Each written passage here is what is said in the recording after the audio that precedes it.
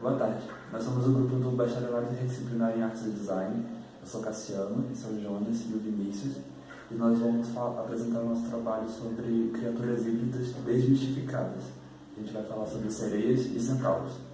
Na introdução do nosso artigo, nós nos deparamos com o questionamento dos seres híbridos e como eles influenciam na nossa sociedade ou influenciaram em sociedades passadas. Muitas mitologias de vários países e regiões diferentes do mundo possuem sua cota de seres fantásticos. Muitas vezes são misturas de homens, mulheres, com animais e outros tipos de seres completamente sobre-humanos. E eles desempenharam papéis importantes nessas sociedades, influenciando em decisões políticas, de tribos, de aldeias. Porém, fica o questionamento que foi o que nos levou a discorrer sobre esse tema. Será que esses seres são realmente fantásticos? Eles têm explicações divinas ou não divinas? Eles podem muito bem ter sido resultado de processos evolutivos e mapeamento genético feito sem querer entre diversas espécies diferentes e acabaram se tornando símbolos do desconhecido para a humanidade das épocas passadas. Mas a existência desses seres pode muito bem nos ajudar como seres humanos e menos evoluídos que eles a melhorar a nossa convivência com o nosso planeta Terra e ainda nos tornar seres mais evoluídos, aprendendo junto com eles. A metodologia utilizada tem aspecto qualitativo, pois ela estabelece uma relação dinâmica entre o mundo real e os fatos. Esta é uma pesquisa totalmente descritiva, pois ela visa descrever a natureza real do mundo através de fatos citados nos textos. Foi utilizado o referencial bibliográfico através de livros e textos antigos e atuais com relatos sobre esses seres místicos como fonte de pesquisa. O nosso artigo começa falando a respeito das sereias. Nós falamos a definição de sereias, de acordo com os dicionários. Ela é um ser híbrido que costuma ser retratado metade humana, da cintura para cima, e metade peixe, da cintura para baixo. De acordo com as lendas, as sereias atraem os marinheiros, elas vivem no mar e atraem marinheiros com seu canto e com a sua beleza para o fundo das águas, e esses marinheiros nunca voltam, nunca retornam para suas famílias. Enquanto retornam, eles retornam loucos. Nós já unimos alguns relatos, de acordo com os livros que nós lemos, e apresentamos os mais interessantes, de acordo com os critérios da nossa pesquisa, nesse artigo. Os relatos mais antigos que se tem a respeito do aparecimento de sereias datam de 3800 a.C., na civilização suméria. Foram encontrados por um casal de arqueólogos pinturas rupestres numa caverna ao sul do Iraque, onde hoje seria o sul do Iraque, perto dos rios Tigres e Eufrates.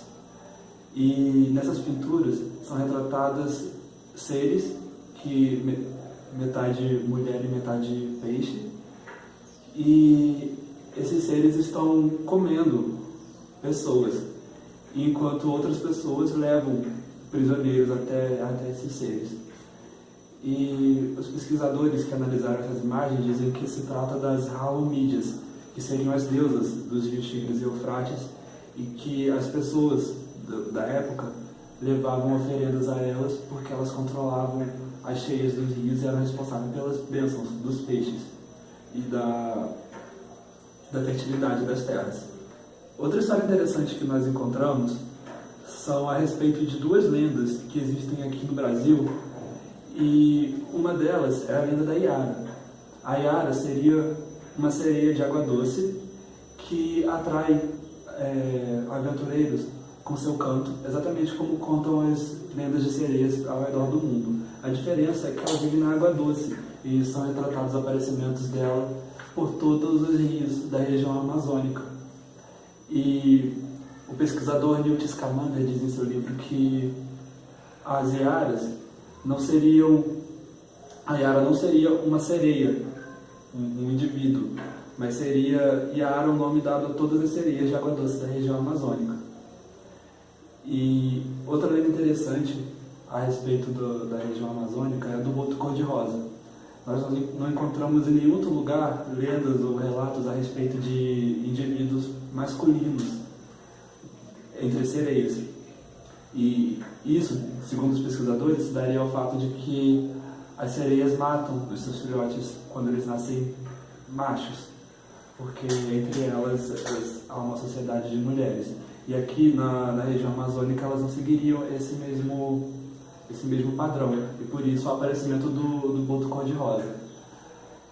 O pesquisador Marcos de Castro, no seu livro em que ele fala sobre o boto cor-de-rosa, ele diz que procurou lendas e pessoas que tiveram contato com esses seres, e a maioria das lendas, de acordo com ele, das histórias, de acordo com ele, são falhas, porque faltam fatos, faltam consistência nos relatos, e as pessoas que os contam às vezes ou não têm certeza do que viram, ou querem aparecer, ou estão querendo chamar a atenção. Mas existem alguns poucos que são interessantes de serem levados em conta, como nós retratamos no artigo, o da Índia Inauê, que conta que teve um encontro com o boto cor-de-rosa quando ainda era jovem e hoje ela é idosa. E ela conta que se encontrava com o boto enquanto era jovem, ela tinha 15 anos.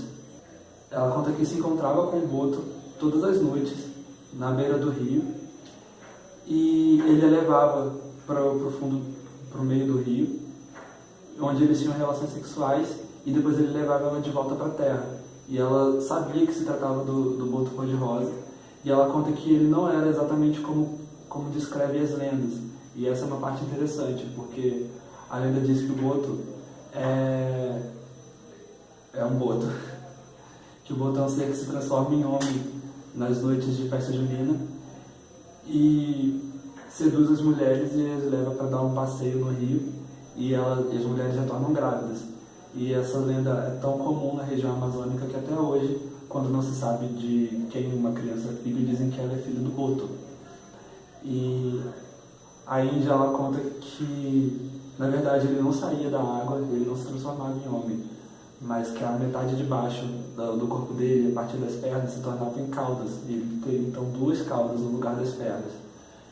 E ele possuía para ela o mesmo encanto que as sereias femininas possuem para os homens. Ela então engravidou e foi obrigada a contar para sua tribo de que se tratava de um filho do boto.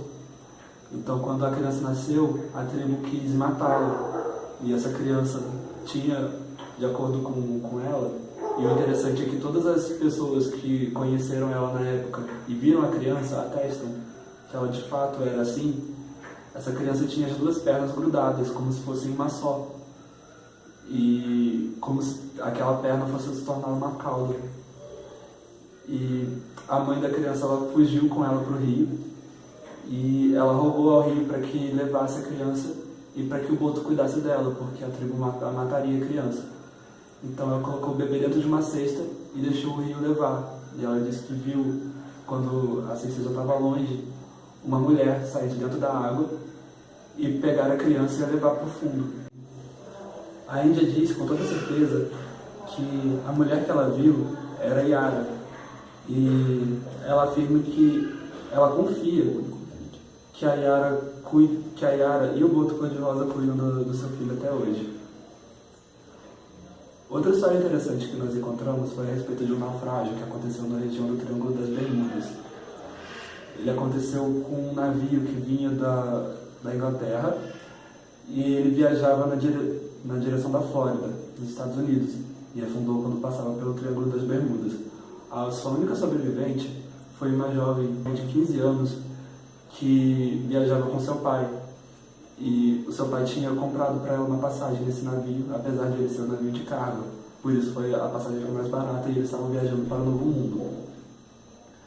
A jovem, ela A jovem conta que ela foi acordada de madrugada pelo som que, de acordo com ela, era um som horrível e gutural de várias vozes monstruosas cantando ao mesmo tempo. E quando ela acordou, ela ainda foi a tempo de ver o seu pai sair da cabine e ir na direção do convés do navio. Ela, porém assustada, ela foi atrás do seu pai, que ela disse que parecia estar encantado com aquele barulho. E quando ela chegou no convés, ela viu que todos os homens, todo o resto da tripulação, também estava ali, ouvindo aquele som. E para eles o som não parecia ruim, pelo contrário, eles estavam encantados pelo som. E no mar, apesar de ser de noite, a lua estava clara e ela podia ver vários rostos de mulheres angelicais nadando na direção do navio. E elas estavam cantando essa música que ela ouvia. E, de repente, ela disse que as mulheres começaram a saltar do mar. Elas mergulhavam para o fundo e saltavam para o convés do navio. E quando elas caíam no convés, ela viu que as mulheres tinham caudas no lugar das pernas. E os homens iam ao encontro delas, felizes de elas terem chegado ali. Então a menina correu e se escondeu atrás dos contêineres enquanto ela assistia essa cena de horror. E as mulheres arrastavam os homens de volta para o mar. E todos eles iam felizes.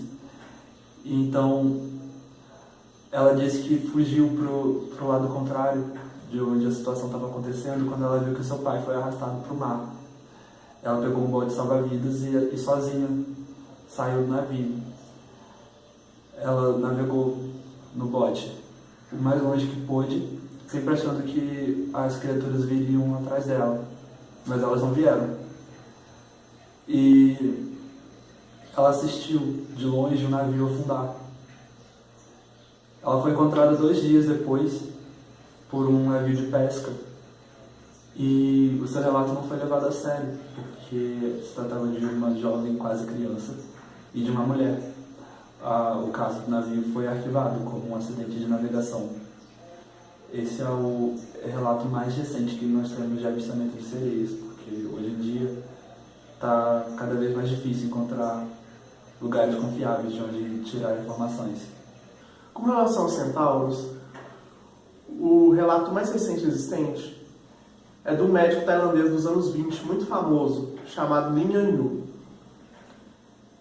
Ele descreve que o início de sua aventura para conhecer os centauros foi devido a uma doença misteriosa que a filha de um fazendeiro possuía em sua região.